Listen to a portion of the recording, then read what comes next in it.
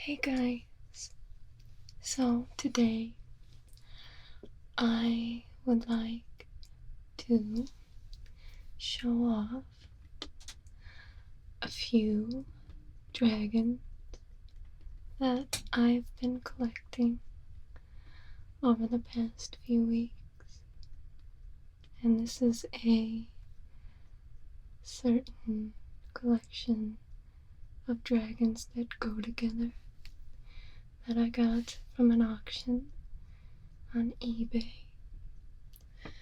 and I thought it would have a nice ASMR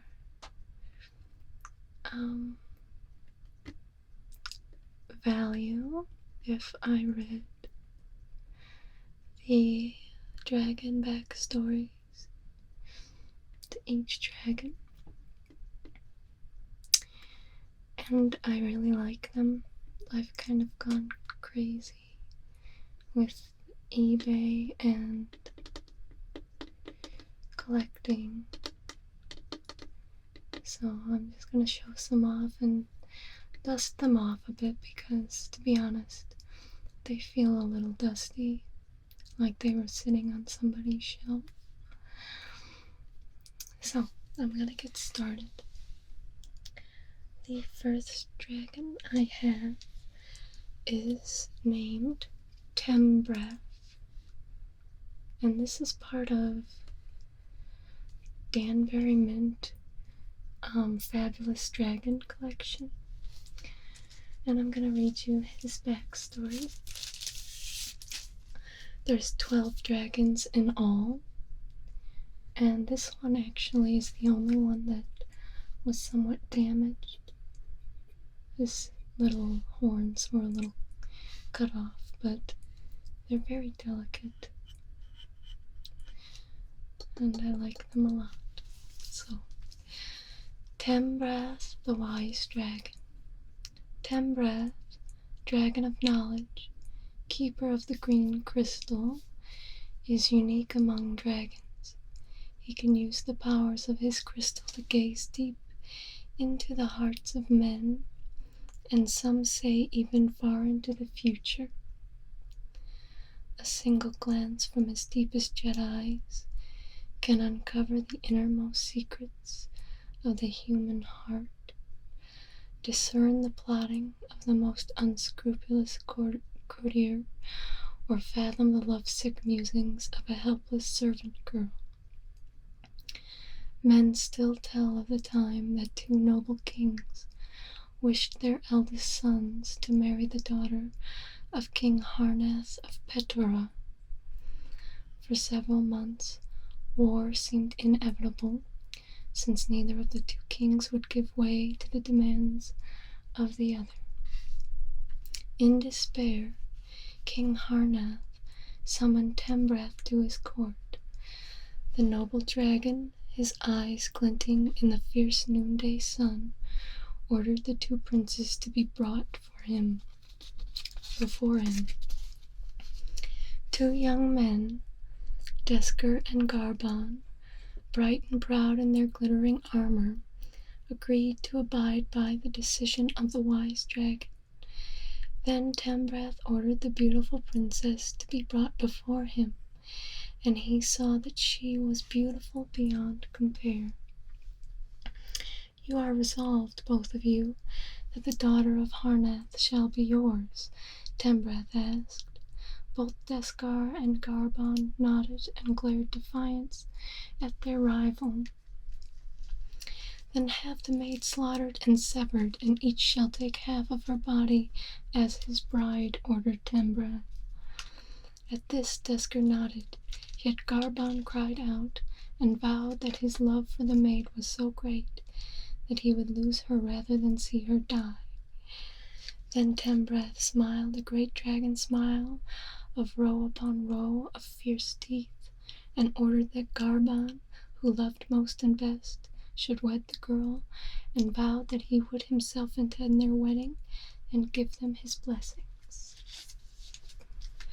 So that was Timbruh. And to be honest, I haven't even read these.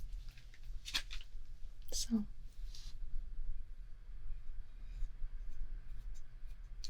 Yeah, this thing is definitely dusty. I would have thought that they would have cleaned it before they sold it. Oh well.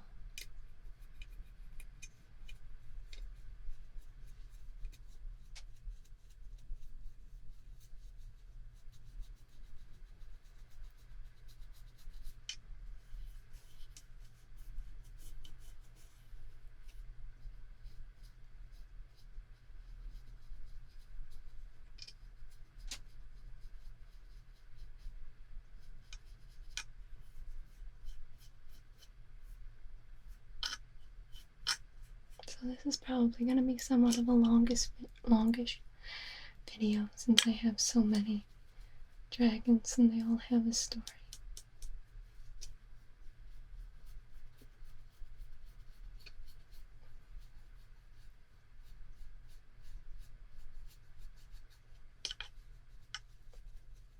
I actually got a really good deal on this, but I wonder if that's because it wasn't displayed well, because it's so dusty.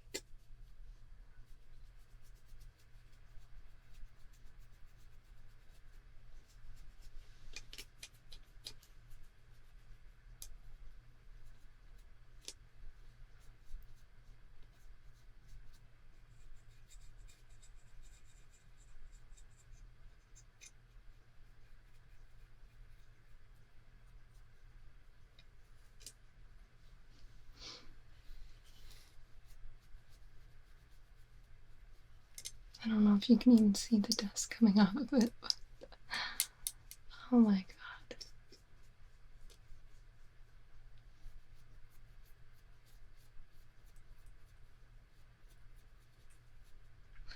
I guess that's what you get on eBay.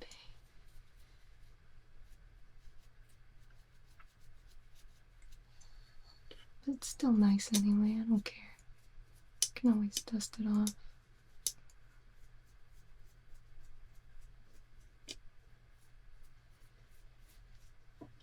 The next dragon is named Rufarnd, I believe. I may just dust it while I read.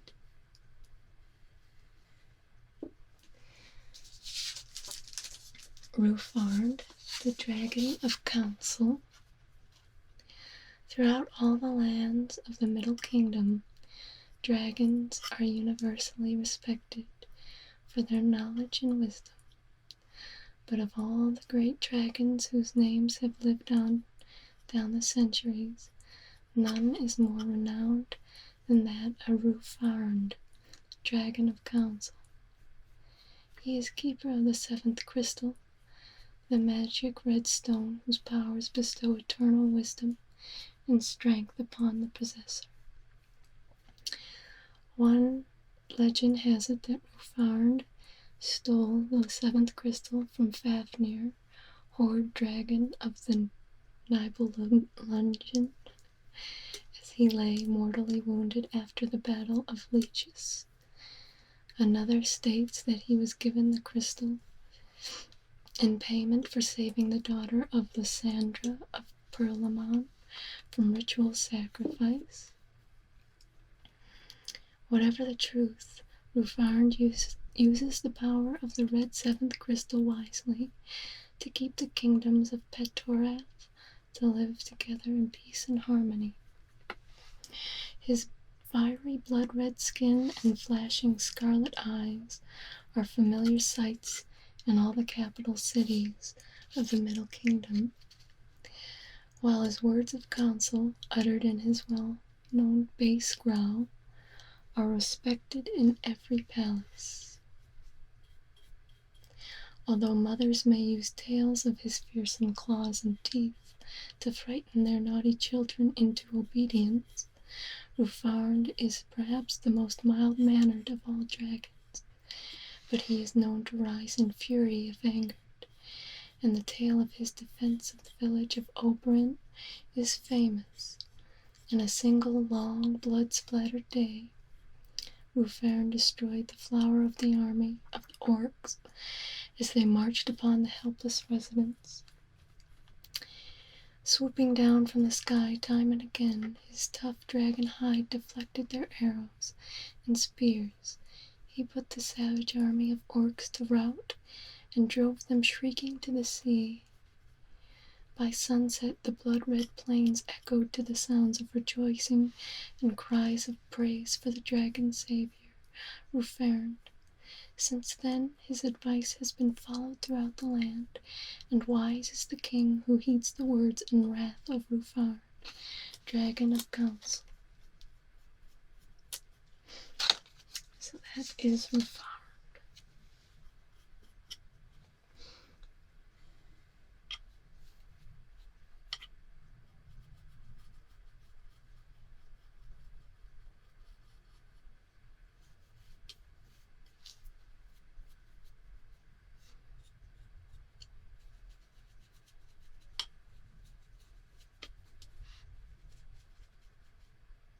Probably not going to take as much time on all of these because it will be forever if I do that, but I'll probably just show them off and brush them a little bit. The next dragon is Curseleaf. This one's probably my favorite. It's a sleepy dragon.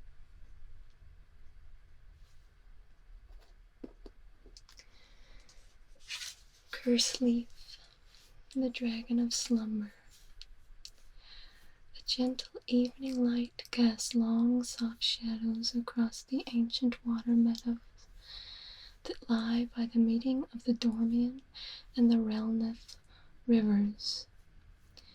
The two powerful rivers nourish the sweet green grass that grows in profusion here, and yet the local villagers choose to feed their cattle and sheep further downstream towards the Great Lake.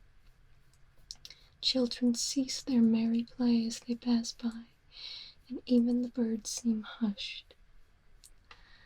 And the reason for this reverent silence? These water meadows have long been the home of Curseleaf, the dragon of slumber, seventh lord of the venerable chamber, and perhaps the most beloved of his kind throughout the entire Middle Kingdom. And it is here that he slumbers, often for months on end, his great wings folded over his back as protection from the rain and the sun. None of the people who live under the kindly dragon's protection would dream of waking him unless the threat of war demanded it. Instead, they smile at the sight of Curseleaf, basking in autumn warmth, dreaming of faraway lands and long-ago battles. Occasionally, the dragon stirs in his slumber, stretching his long tail and opening his great jaws with their rows of jagged teeth in a fearsome yawn. At this, the bolder children who have crept close to gaze at Curseleaf stifle their giggles and run back to boast of their adventures to their more timid playmates. Perhaps their laughter reaches Curseleaf as he dreams on, for he stretches out a protective paw and settles himself more comfortably, dimly aware that all is well with those he has guarded for centuries. As the day draws to a close, the villagers end their labors and return to their homes, eager for their suppers, thankful for another peaceful day, secure in the knowledge that Curseleaf sleeps nearby. And as the sun sets over the distant mountains of Patoreth, its final dying rays catch the heart of Curseleaf's stone of power, teasing out a few purple flames to flicker in the twilight.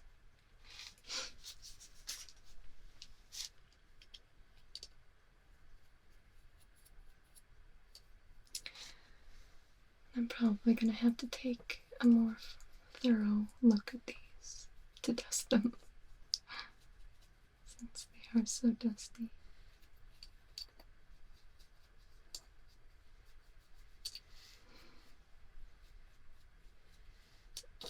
I know it's kind of drowned out in the can but this one's kind of a purple color.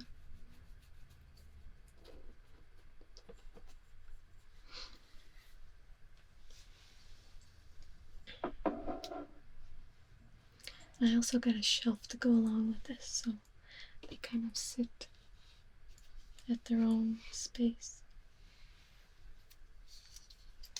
This one is named Holmgren. He's kind of a bigger one. It doesn't really look like a dragon to me as much as kind of like a weird monster. Holmgren, the Dragon of War.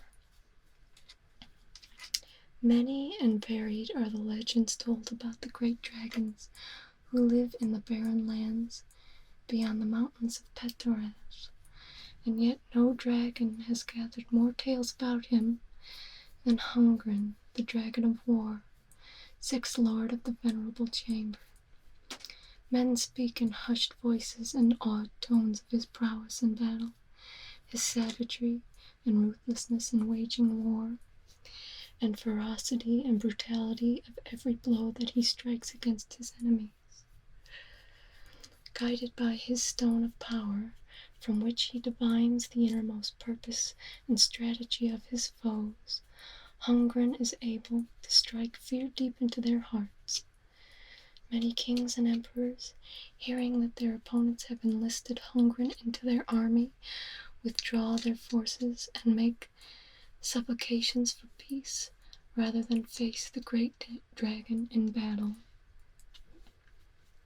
His razor-edged talons can cut a man's still beating heart from his body. His powerful tail can weave devastation through a troop of mountain warriors. The flame of his breath can burn through the strongest armor. Men speak of his single-handed destruction of the army of the Dane, or his assassination of Grendel the Bold in front of his entire court. Children listen to the story of his assault on the castle of Imprin and how he displayed Imprin's severed head from the central tower. Warriors discuss the tactics by which he forced the mighty kingdom of Larman to yield its treasure chests. And yet none of this explains why Holmgren remains the most feared of all dragons. Other dragons are as powerful or as deadly, and yet none has the cunning and anger of Holmgren when he wages war. For all his vast hoard of looted treasures and plundered riches, Holmgren lives only for the martial cry of the trumpet and the sound of sword on armor. No wonder, then, that his services are so eagerly sought by those seeking conquest and victory, or his presence shunned by those who love peace and tranquility.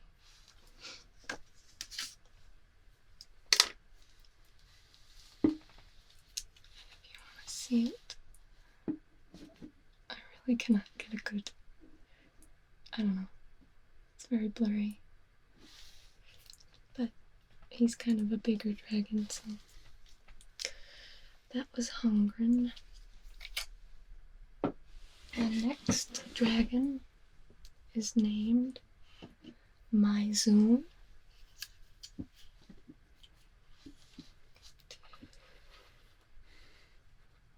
And you can see him.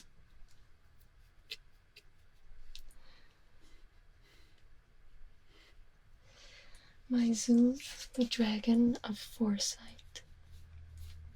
High on the lofty, ice-capped northern face of Mount Rupar is Mizu, shyest and most gentle of all the dragons. Here, surrounded by great ice stalagmites, Mizu receives a constant stream of villagers who dare to make the hazardous journey to seek his words of wisdom. For many centuries he has gazed deep into the shimmering depths of his indigo crystal of the seers. He has used his understanding of its power to guide and advise his visitors on everything from ritual ceremonies to sickness in a herd of cattle, from a dried-up river to potions for the lovesick. He listens to their requests and then ponders for many moments, his eyes half closed in thought. The local people gaze in awe upon his mighty form, upon the savage, cured talons and mighty bat-like wings folded against his body. They wait in silence until Mizu is ready to make his pronouncement. Then his harsh, deep voice echoes around the walls of the cave as he offers his wisdom and counsel. In the twilight, half-darkness, the great indigo crystal flashes and glints with a mysterious pulsing light that beats in time to his words. His heavy-lidded eyes reflect the rich color as fiercely as it carved from the same crystal. And at these moments, the spirit of the crystal enters into the soul of Mizu, filling his visitors with fear and dread. Sometimes Mizu advises caution and forethought. Sometimes he speaks advising in boldness and determination. But always his words offer a wisdom mined from the secret knowledge of centuries. His words ended, Mizu's eyes lose their brooding intensity, and his voice becomes softer, sweeter. At the same time, the banked fires seem to die down deep in the heart of the crystal. Each of the visitors leave a token of his esteem and gratitude, a jewel, a gold coin, a silver chalice studded with diamonds mined by the dwarves of the barren lands, as tribute and thanks to Mizu. They lay their tribute upon the massive pile of treasures that the dragon has accumulated over decades, muttering thanks and gratitude in the age-old words of the ritual of departure. Backing shyly away under the great dragon's benevolent gaze, they emerge, blinking and half-dazed by their newfound wisdom, into the sunlight.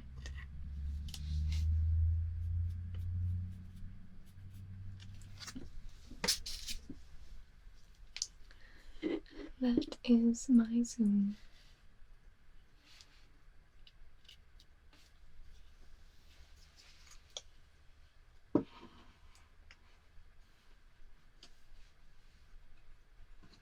This one is called Griffin.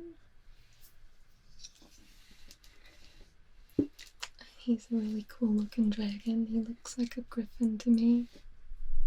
Kind of.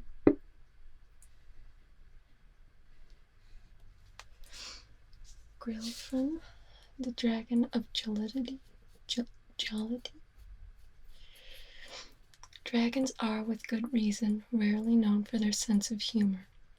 Their skills as warriors, counselors, guardians, and keepers are well known throughout the lands of Petra.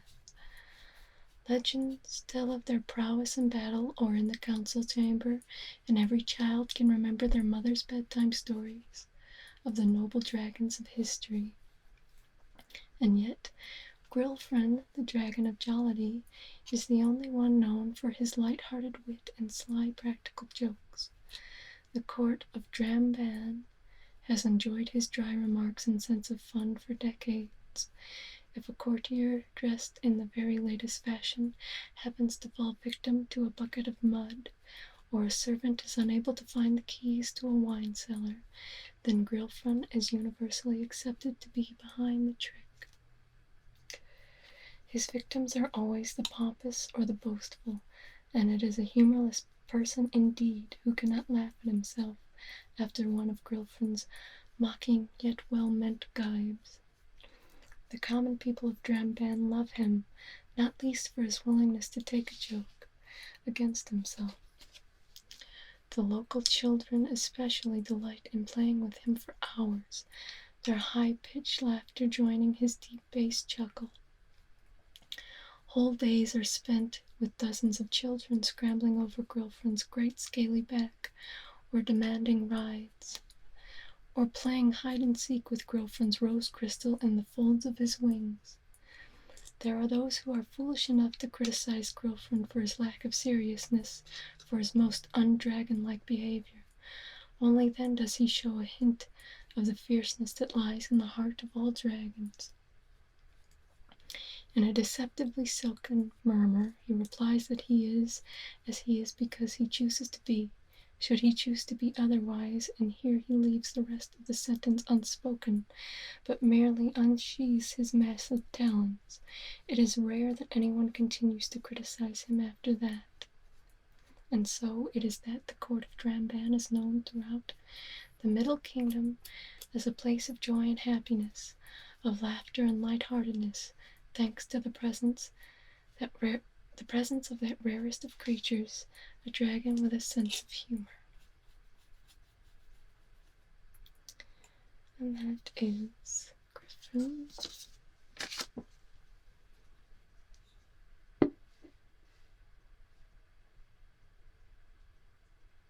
I don't know. That's kind of blurry. I didn't set up the camera really great for this, but oh well. That's halfway through, and we're at 27 minutes. So it's probably going to be a big, long video. Okay. This next one is named Gallop. Looks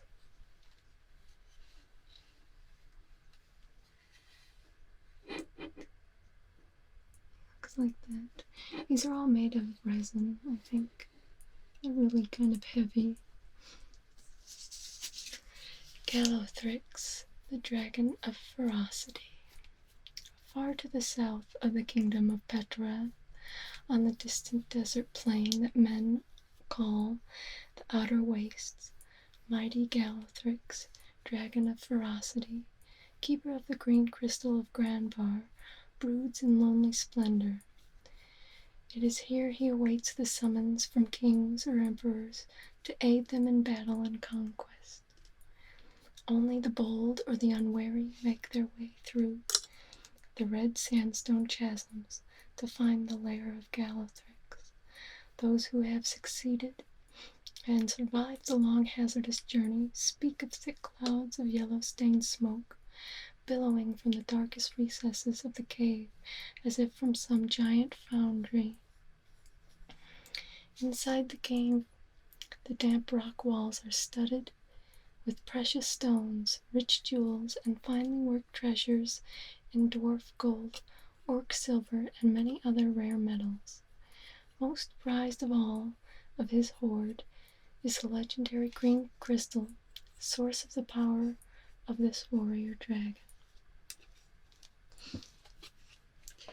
Surrounded by these riches, Gallop lies upon his mound, newly awoken from sleep that may have lasted for weeks, and possibly old. Vivid green hide wrinkled with the years, his great black eyes stare unblinkingly at any stranger who dares to visit him. The creak of his powerful wings echoes around the cave as the mighty dragon rises from his deep slumber and prepares for flight and battle. He unsheathes his claws and yawns to reveal razor-sharp teeth. The heat and stink from his cavernous mouth fills the air, as does the strong musk scent of his hide. His powerful armored tail beats from side to side, the thick scales grating against each other with every lazy flick. Of all the dragons of the Middle Kingdom, none is more deadly or more dangerous than Gallop. Easily roused to a fierce anger, quick to turn upon those who consider themselves his ally, he calls no man his master, and no fellow dragon his friend.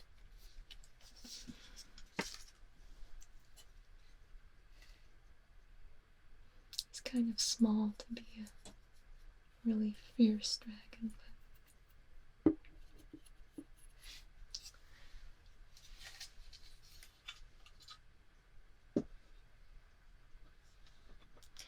the next one is named Grendel X.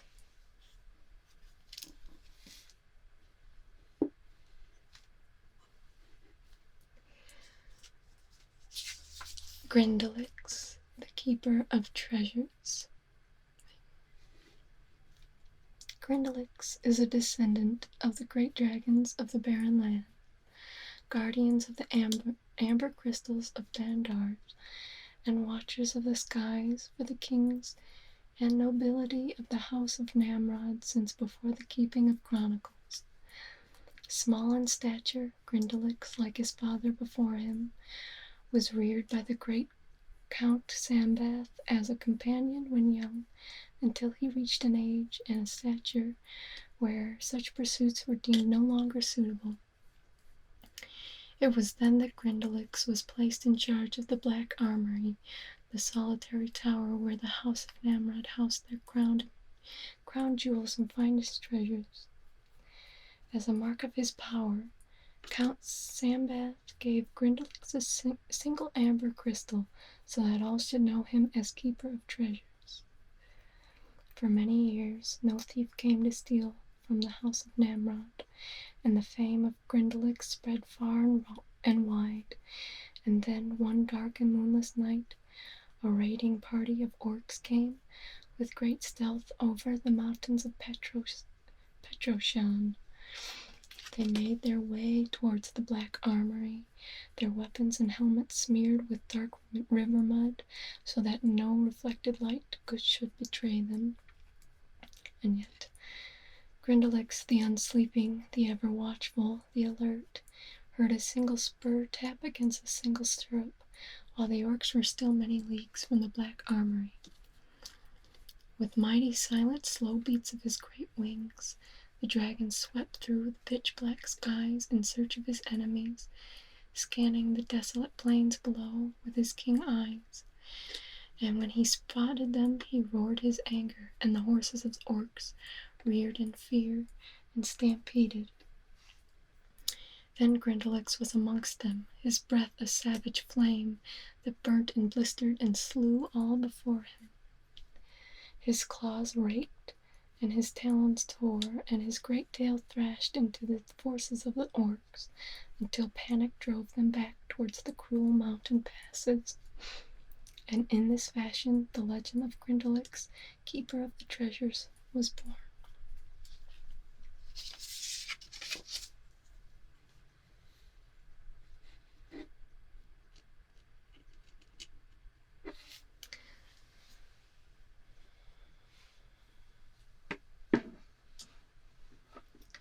The next one I have is named Plandorgan.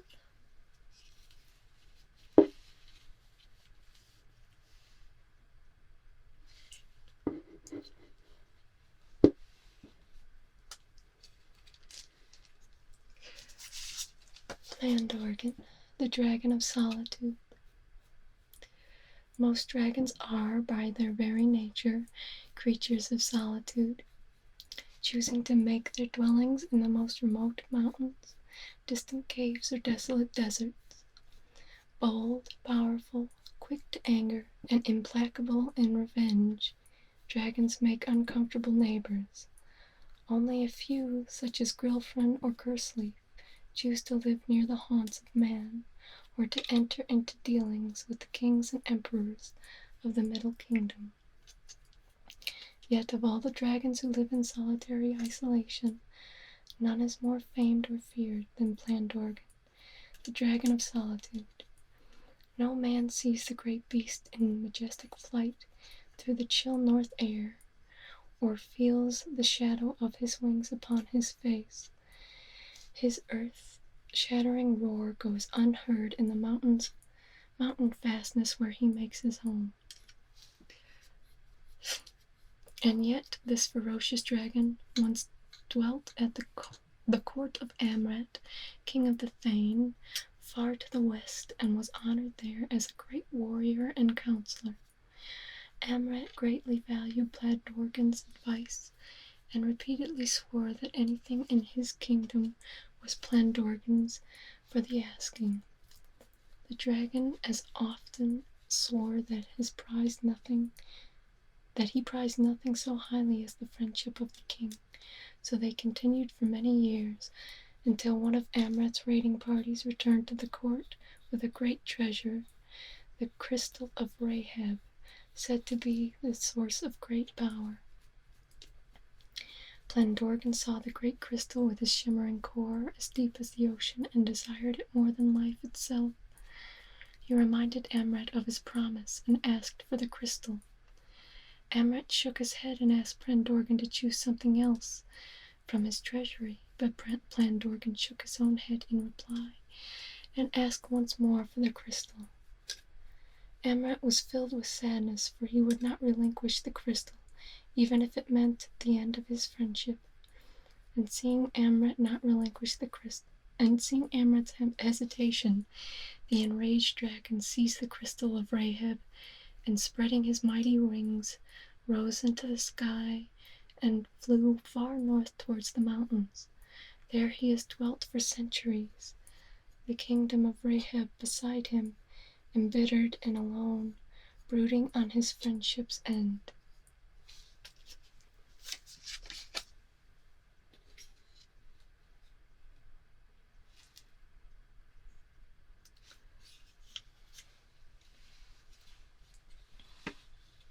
The next dragon is named Sheldrick.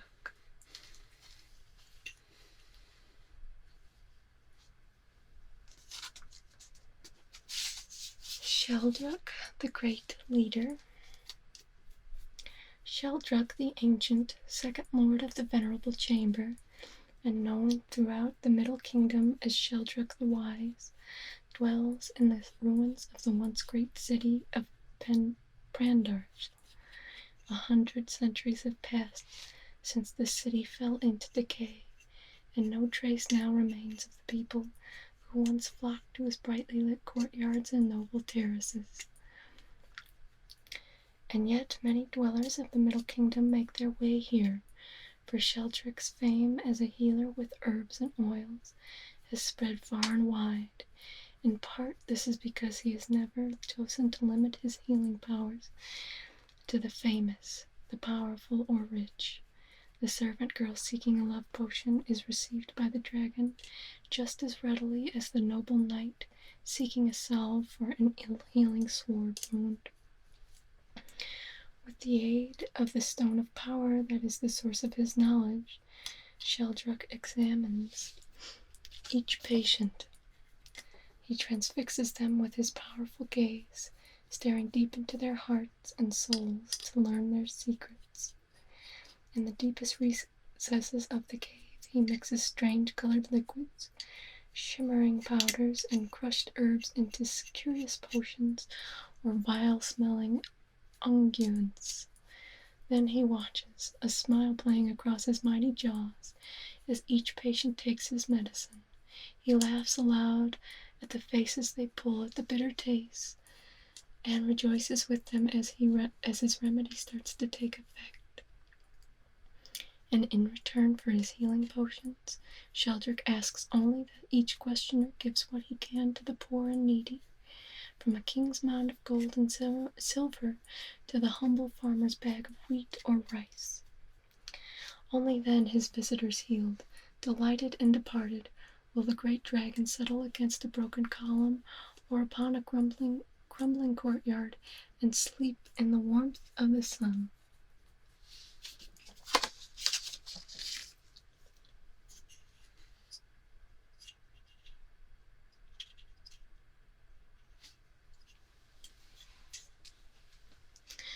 The next dragon is named Danokate.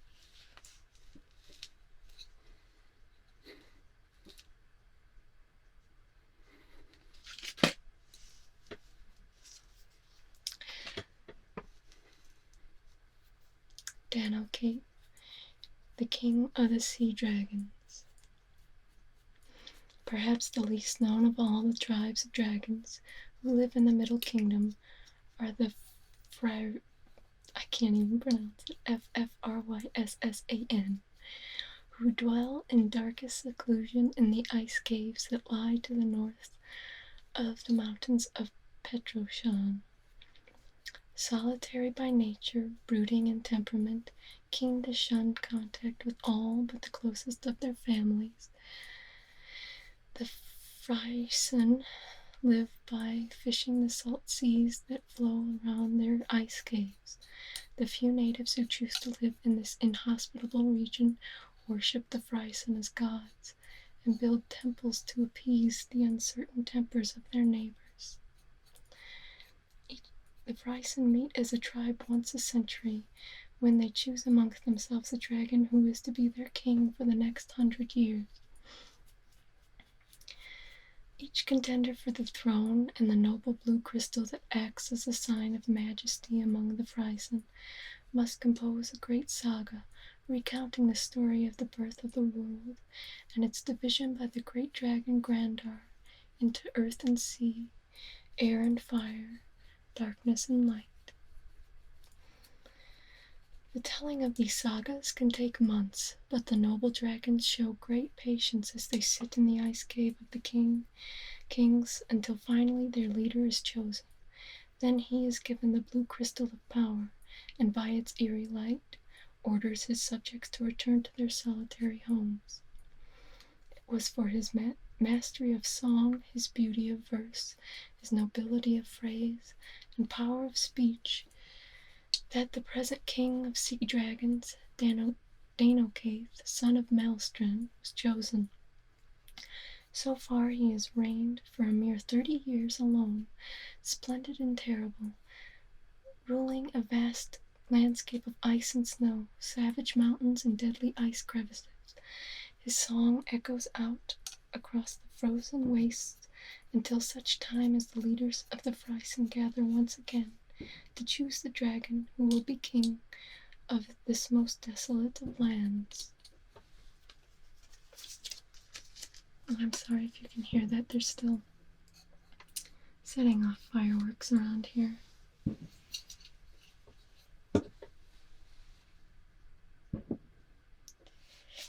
And the last dragon I have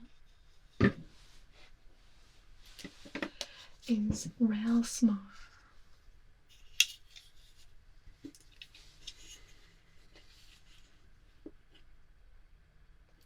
Ralsmar, the Dragon of Darkness.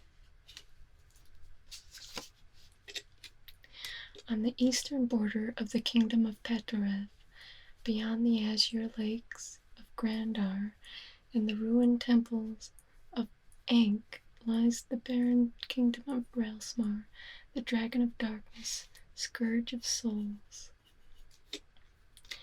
It is a grim and empty land of smoldering volcanoes, desolate mountain passes, and deserts of fine gray ash.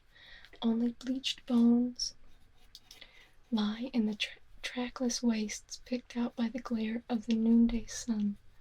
This land lies under the curse of Ralsmar, and any man who ventures into it knows that his death lies close at hand.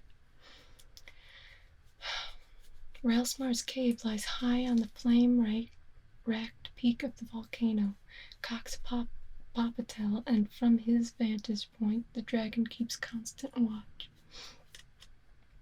If any man is bold or foolish enough to approach the foothills of the volcano, the great stone of power that Ralsmar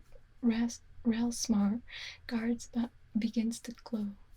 A sinister pink-red flame lies at its very heart, warning the dragon of the approach of strangers. With a great clash, Ralsmar raises himself on his hind legs and stares out over the vast lifeless plain below him. His fierce gaze can spot the slightest movement from miles away. It is then that Ralsmar rears upwards, his great leathery wings creaking and rasping as they spread out above his head. A low rumble deep within his throat and chest tells of his wrath. His powerful tail flicks back and forth, leaving deep gouges in the dry earth. His talons unsheathed, Ralsmar throws his head back with a ferocious snarl and screams his anger and defiance to the skies. The awful, haunting sound of his scream echoes around the bowl of the volcano, sounding out over hissing streams of lava, withered tree stumps, and dried-up river beds. Again and again it rings out, carrying his message of terror far and wide, until finally Certain that his kingdom is safe, Ralsmar settles into constant vigilance. And that was the last dragon of the collection. So, I hope you guys enjoyed it. I know you can probably see the dust coming off this, but I am really obsessed with dragons lately, so I've been buying a bunch of them. Currently, I'm looking at Franklin Mint Guardian Dragons, which are awesome. But yeah, this is just one part of my collection. And I hope you guys enjoyed it. I know it was kind of long and boring, probably. And I'm sorry again for the random fireworks in the background. But I hope you guys enjoyed it. Thank you. Good night.